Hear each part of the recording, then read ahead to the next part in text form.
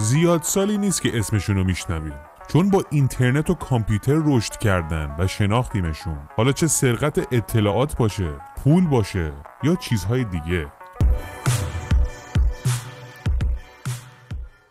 کوین میتنیک در 6 آگوست سال 1963 در لس آنجلس کالیفرنیا به دنیا میاد. کوین هنوز به 3 سالگی نرسیده که پدرش فرار رو برقرار ترجیح میده و این مادر و پسر رو ول میکنه و میره. مادر کوین برای اینکه بتونه این بچه رو نگه داره و خرجش رو بده مجبور میشه 2 تا شغل بگیره، یعنی از صبح تا شب هر روز هفته. حالا وقتی میرفت سر کار این بچه رو چیکار میکرد؟ تنها میذاشت تو خونه. چیزای خطرناک رو از جلوی دستش جمع کرده بود و این بچه رو میذاشت تو خونه و میرفت. چاره‌ای هم نداشت، چون پولش نمیرسید که بخواد اینو مهد کودک بذاره یا یکی رو استخدام کنه نگهداریش کنه. کوین از همون دوران 3 سالگیش به تنهایی بزرگ میشه و به تنهایی هم عادت میکنه. فکر میکنه زندگی همینه، باید توی یک خونه دربسته باشه و مادرش هم صبح بره شب بیاد. البته دلیل این که کوین تنهایی میتونست دووم بیاره این بود که بچه باهوشی بود، یعنی میفهمید دور و برش چه خبره و خطرات هم احساس میکنه.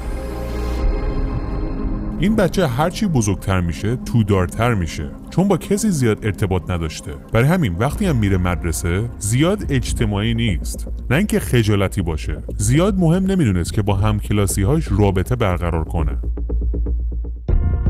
اون با وجود اینکه سنش کم بود بچه‌های اطرافش رو کاملا میشناخت و با اینکه رابطه آنچنانی نداشت ولی میدونست که مثلا مایک چه جور بچه‌ایه. زمان میگذره و کوین وارد دبیرستان میشه. اون یک حس عجیبی تو خودش پیدا میکنه، حسی که علاقه شدیدی به اون پیدا کرده، فناوری و کامپیوتر. اون با وجود اینکه تحصیلات آنچنانی نکرده بود و فقط 16 سالش بود میتونست یک تلفن معمولی رو طوری دستکاری کنه که مجانی به هر جایی که میخواد زنگ بزنه. این اولین هک های یک عجوبه هکره. همین هک به ظاهر ساده کوین کمتر از 1 سال بعد تبدیل میشه به هک های جدی. مثلا اون تو 17 سالگی تصمیم میگیره که پاسیفیک بل شرکت مخابرات منطقه خودشونو هک کنه. این یک هک جدی بود. اون وارد اسناد طبقه بندی شرکت پاسیفیک بل میشه و اطلاعات کاربرای این شرکت رو برمیداره. نه اینکه کاری با این اطلاعات بکنه، فقط داشت برای هک کردناش تمرین میکرد. این به قدری از هک کردن شرکت پاسیفیک بل مغرور شده بود و به اصطلاح حال میکرد که رفت به همکلاسیاش هم گفت من این شرکت رو هک کردم و یک سری از اطلاعات مهمشون رو برداشتم. دوستاش تعجب میکنن و چیزی نمیگن، اما یکیشون میترسه و میره به پلیس میگه دوست من یک هکره و شرکت پاسیفیک بل رو هک کرده. برای همین پلیسا میان در خونه دستگیرش میکنن و وقتی به کامپیوترش دسترسی پیدا میکنن میفهمن که بله هک کرده. جرم سنگینی مرتکب شده بود، اما چون 17 سالش بود دادگاه رأی داد که 3 ماه باید بره کانون اصلاح تربیت که اونجا بهش میگن Juvenile Detention Center. بعد از 3 ماه از کانون آزاد میشه و بایستی قاعدتاً میرفت دبیرستان که دیپلمشو بگیره. مادرش هم بهش گفت برو دیپلمتو بگیر، اما میگه من دیگه وقت ندارم، بخوام برم 1 سال دیگه حالا درس بخونم، میخوام از فردا صبح کار خودمو شروع کنم. کار خودش چی بود؟ هک کردن، ولی این بار با احتیاط کامل. اون در همون روزهای اول تصمیم گرفت شرکت دیجیتال ایکویپمنت کورپوریشنز رو هک کنه، یک شرکتی که کامپیوتر میفروشه. کوین توی کانون یک دوستم پیدا کرده بود، لنی دکیچو، که کسی مثل خودش بود. هم کوین هم لنی دوتایی افتادن به جون اون شرکت دیجیتال، اما هنوز موفق نشدن که بینشون جر و بحث میفته. جر و بحثشون هم سر $150 بود، پولی که با لنی سر بازی فوتبال شرط بندی کرده بودن و لنی باخته بوده و کوین $150 رو میخواسته. وقتی $150 رو نمیده، اون تصمیم میگیره زنگ بزنه به محل کار لنی. لنی تو یک جای نیمه وقت کار میکرده به صاحبکارش میگه این داره تو مالیات کارش تقلب میکنه و شما باید به اداره مالیات IRS اطلاع بدین. IRS هم که یک جای ترسناکه و صاحبکار فوراً زنگ میزنه و اطلاع میده. پیش خودش میگه حالا برای ما دردسر نشه. مامورهای IRS وقتی میبینن یک 18 ساله داره این کارو میکنه، FBI هم در جریان میذارن. لنی وقتی میبینه مامورهای FBI و IRS اومدن و سوال پیچش کردن، میفهمه زیر سر کوینه. برای همین برمیگرده به اون مامورها کل داستانو میگه کوین میتنیک اصلا داره یک شرکت کامپیوتری رو هک میکنه.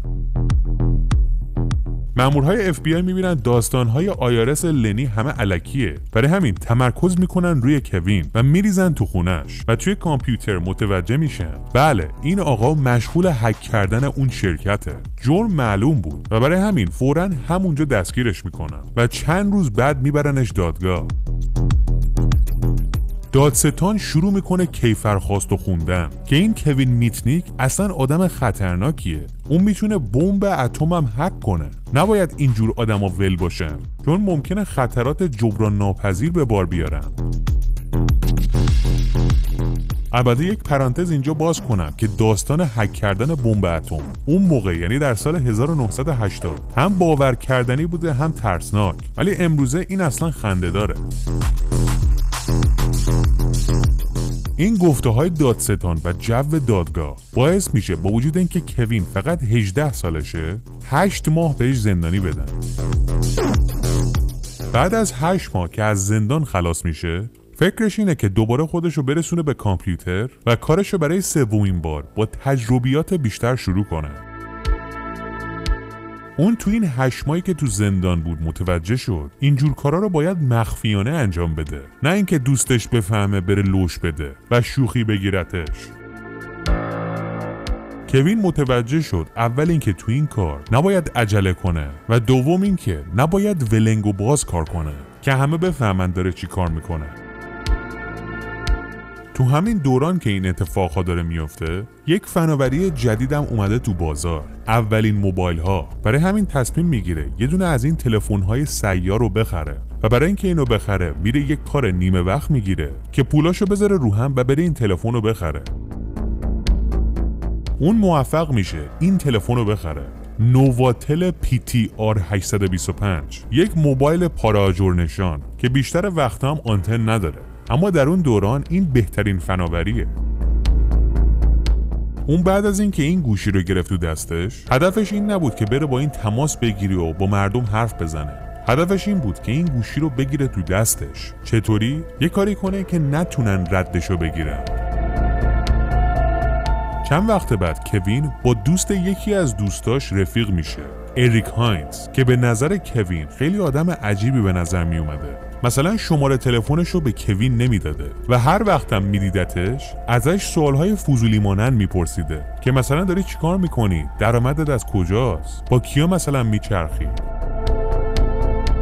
کوین هم پیش خودش میگه این مأموره، کدوم آدمی مرتب از این سوالها میکنه؟ برای همین کوین تصمیم گرفت سر در بیاره این کیه؟ اصلا این اریک هاینز اسم واقعیشه.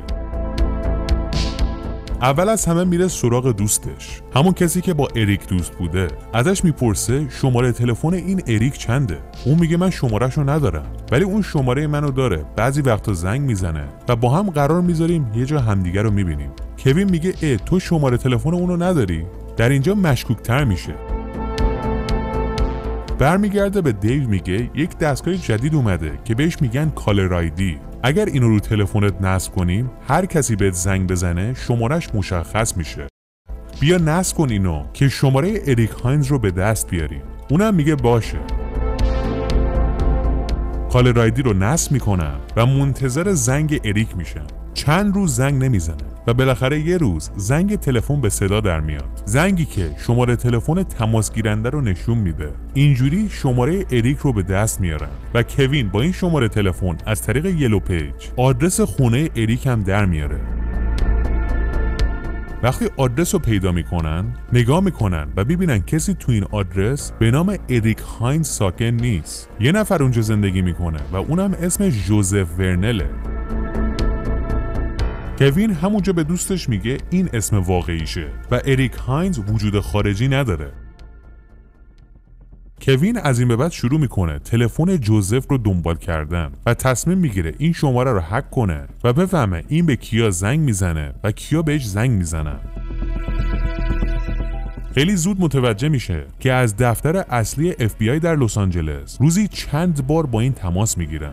اون سعی میکنه شماره تامین اجتماعی اینو به دست بیاره که بهش تو آمریکا میگن سوشال سکیوریتی، شماره‌ای که به دست آوردنش خیلی مشکله مگر اینکه خود طرف بهت بده. ولی کوین خیلی صبور بود. وقتی یه کاری رو میخواست انجام بده با حوصله قدم به قدم میرفت جلو.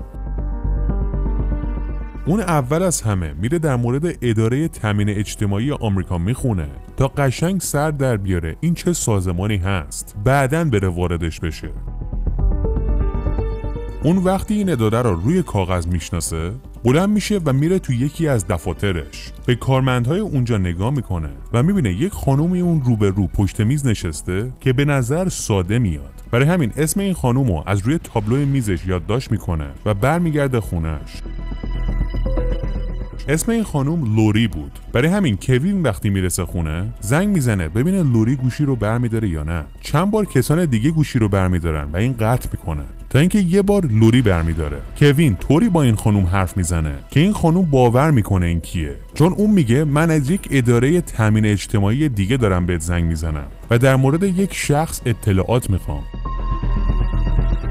لوری هم خیلی آدم ساده‌ای بود و دروغ‌های کوین رو باور میکنه. یعنی کوین درست شناخته بود که به کی زنگ بزنه. خلاصه آدرس اریک هاینز رو میده به لوری و میگه مشخصات صاحب این آدرس رو میتونی بهم بدی؟ اونم نگاه میکنه، میگه تو این آدرس یک نفر زندگی میکنه به نام جاستین تنر پیترسون و شماره تامین اجتماعی یا سوشال سکیوریتیش هم اینه. کوین بالاخره به اسم اصلی اریک یا جوزف دست پیدا کرده بود و دیگه همه اطلاعاتشو داشت که رنگ موهاش چیه، رنگ چشماش چیه، قدش چقدره، وزنش چقدره. این نامهای مختلف و داستان پیچیده این شخص کوین رو کنجکاوتر کرد. گفت من باید بفهمم این چی کاره است. اون بالاخره متوجه میشه اریک هاینز یا جوزف یا جاستین تنر پیترسون یک هکر بوده که توسط FBI دستگیر شده و داره با FBI همکاری میکنه که نفرستانش زندان و هدف اصلیش هم اینه که هکرهای دیگر رو به دام بندازه، کسی مثل کوین یا رفیقش دیو.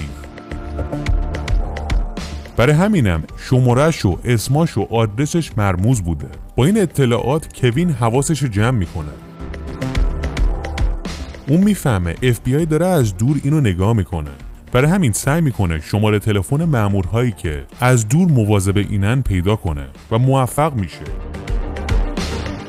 وقتی شماره ها رو پیدا میکنه از یک موبایل یک اسکنر میسازه که نسبت به این شماره ها حساسه و هر موقع گوشی این شماره تلفن ها به چند کیلومتری اینجا برسن اخطار میده. میرسیم به سپتامبر سال 1992. اسکنری که کوین ساخته بود بالاخره صداش در میاد و اون میفهمه که یه دونه از اون مامورهای FBI به نام کن مگوایر داره به خونش نزدیک میشه. برای همین خونش رو سریع مرتب میکنه و هر چیز مشکوکی رو پنهان میکنه. قبل از اینکه مامور برسه به خونش یک جعبه شیرینی هم خریده بوده و رو جعبهش نوشته بوده شیرینی‌های FBI. اون مأمور FBI بالاخره میرسه دم در خونه کوین و زنگ در خونش رو به صدا در میاره. کوین کاملا لباساشو در آورده بوده و مخصوصا بدون لباس میره در رو باز میکنه و بهش میگه بفرمایید شیرینی هم براتون گرفتم. این مأمور FBI هیچ چیز مشکوکی تو خونه این نمیبینه، اما برمیگرده تو اداره و به همکاراش گزارش میرسونه که بابا این آدم معمولی نیست، نباید اینو دست کم بگیریم. قبل از اینکه برزم در خونش منتظرم بود. بعد از این داستان FBI گوشاشو تیز کرد و گفتن این آدم خطرناکیه. قبل از اینکه یک دسته گل بزرگ به آب بده باید دستگیرش کنیم. کوین هم که اینا تو مشتش بودن هم تلفن مامورهای خودشو گوش میکرد هم میدونست اینها کجا میرن کجا میان و میفهمه اینها میخوان بگیرنش. برای همین از خونش میزنه بیرون میره و در اولین فرصت اسمش هم عوض میکنه. از این به بعد اسم اون میشه اریک وایس. اریک وایس نام یک آدم عادیه و خیلی راحت میره تو یک دفتر و یک کار میگیره که یه جورایی خودشو گم کنه که به نظر مردم آدم عادی بیاد و کسی بهش مشکوک نشه این داره چی کار میکنه. کوین آدم خیلی عجیبی بود، چون همون موقعی که مشغول این شغل جدید شده، به جای اینکه برای اون کار فکر کنه، داره فکر میکنه که یک جای مهم کجاست که من هکش کنم. تو این جستجوها میرسه به شرکت موتورولا، شرکتی که اون زمان تو اوجشه. اون تصمیم میگیره یه دونه از موبایل های معروف اینها رو هک کنه، موتورولای مایکرو تک اولترا لایت. اون در اصل میخواست نرم افزار گوشی رو هک کنه، نه اینکه خود گوشی های مردم رو هک کنه. اون بعد از مدتی موفق میشه کد منبع این موبایل موتورولا رو به دست بیاره، یعنی کدی که میتونست نرم افزار اون گوشی رو دستکاری کنه. اون حتی از این طریق میتونست وصل بشه به مرکز داده های موتورولا و هر اطلاعاتی که میخواد برداره. حالا شاید پیش خودتون بگین بابا این بیکار نبوده، این اطلاعات رو برای چی میخواسته؟ هکرهای دیگه برای پول میرن دنبال این چیزا، این همین جوری میرفته به این دیتا دسترسی پیدا میکرده و لذت میبرده و بعدم ول میکرده میرفته سر کار دیگه. در همین حین شرکت نوکیا هم افتاده روی دور و گوشیاش تو دنیا داره روز به روز بیشتر میشه. برای همین کوین میگه حالا برم سراغ نوکیا. اون سعی کرد به کد منبع امنیتی نوکیا دست پیدا کنه، اما هر کاری کرد موفق نمیشد. اون متوجه شد که سیستم نوکیا چون جدیدتره، موانع امنیتی بیشتری هم داره. اون وقتی فهمید نمیتونه کد منبع نوکیا رو به دست بیاره، از راه دیگه وارد شد. زنگ میزد به خود نوکیا و میگفت من فلان کسک معاون شرکت نوکیام، منو وصل کن به مدیر پروژه. اینطوری حرف میزد که هر کسی هم پشت خط بود باور میکرد که این واقعا معاونه. برای همین وصلش میکنه به مدیر پروژه. به مدیر پروژه میگه کد منبع رو میخوام. مدیر پروژه چند تا سوال میکنه که ببینه این واقعیه و بعد بهش میگه من نمیتونم پای تلفن این کد رو بهت بدم، اما میتونم برات توی یک نامه پست کنم. کوین هم آدرس یک هتل رو بهش میده و میگه بفرست اینجا. رئیس پروژه نوکیا وقتی گوشی رو قطع میکنه خیلی مشکوک شده بوده، برای همین با FBI تماس میگیره و میگه با یه نفر صحبت کردم که به احتمال زیاد هکره و داره کد منبع رو هم با نامه میفرستم بهش. FBI آدرس هتل رو میگیره و مأمور میذارن اونجا تا همه چی رو زیر نظر بگیره و ببینه این کی میاد. کوین هم آدمی نبود که همینجوری بره دم اون هتل، برای همین قبلش زنگ میزنه به هتل و میگه من یک بسته داشتم میخوام ببینم اومده یا نه. اون خانومی که گوشی رو جواب داده بوده خیلی مضطرب بوده چون مامورهای FBI تو هتل بودن و کوین خیلی راحت اضطراب این خانوم رو میفهمه. برای همین گوشی رو قطع میکنه و حدود 40 دقیقه بعد دوباره زنگ میزنه و با یک صدای دیگه به اون خانوم میگه من اسپیشال ایجنت جانس ویلسونم، میخوام ببینم مامورامون دارن چیکار میکنن. این خانوم هم نمیدونست و میگه ماموراتون همه اینجان، گوشی رو به کی بدم؟ کوین هم میگه نمیخواد گوشی رو بدی، خداحافظ شما. اون از کلرادو میزنه بیرون و میره ایالت واشنگتن، شهر سیاتل. اسم و رسمش هم عوض میکنه به برایان مریل. شاید بگین این چجوری اسم و رسمش رو راحت عوض میکرد؟ اون قبلا اداره تامین اجتماعی آمریکا رو هک کرده بود. اون توی پرونده ها سوشال سکیوریتی کسانی رو برمی‌داشت که در کودکی مرده بودن. هم اسمشون رو برمی‌داشت، هم اون شماره تامین اجتماعیشون رو و خیلی راحت اسمش عوض میشد و میتونست مثل یک آدم جدید شروع به کار کنه. ماموران FBI میبینن این باز قالشون گذاشت رفت. برای همین یک هکر کارکشته رو آوردن تو کار. شخصی ژاپنی به نام سوتومو شیمومورا، یک مردی که توجیه شده بود و شب و روزش رو گذاشته بود که کوین رو دستگیر کنه. شیمومورا کسی بود که بهش میگفتن شیمی. اون خودش هکر بود، اما از هکرها متنفر بود و میخواست هر جور شده این کوین رو به دام بندازه. اون یک ماه بیشتر طول نمیکشه تا موفق میشه کوین رو پیدا کنه. به FBI میگه این اسمش برایان مریله و فعلا توی سیاتل داره زندگی میکنه. کوین هم جای به خصوصی نداشت که برن بگیرنش. اون هر چند روزی توی یک هتل زندگی میکرد و خیلی زود فهمید که دنبالشن و از سیاتل میزنه بیرون و میره. کجا؟ کارولینای شمالی. دوباره اسمش هم عوض میکنه. این بار میشه مایکل دیوید استنفیلد. اما اون این بار اشتباه کرده بود. اسم و رسم کسی رو برداشته بود که زنده بود و خیلی زود متوجه شد که یکی داره هویت اینو جعل میکنه. برای همین زنگ میزنه به پلیس و میگه یه نفر داره با اسم و رسم من یه کارایی میکنه. کوین هم که همه جور اطلاع در اختیارش هست و میفهمه که یک همچین موردی پیش اومده. برای همین فوراً دوباره اسم و رسمش رو عوض میکنه. این بار میذاره توماس کیس. اما کوین گیر بد کسی افتاده بود. منظورمون شیمیه. اون دقیقاً به نقطه‌ای رسیده که همه حرکات اینو داره میفهمه که کجا با چه اسمی داره فعالیت میکنه. همونطور که کوین داشت همه جا رو میپایید، شیمی هم داشت کوین رو میپایید و هر جا میرفت گزارش و اسمش رو میداد به FBI.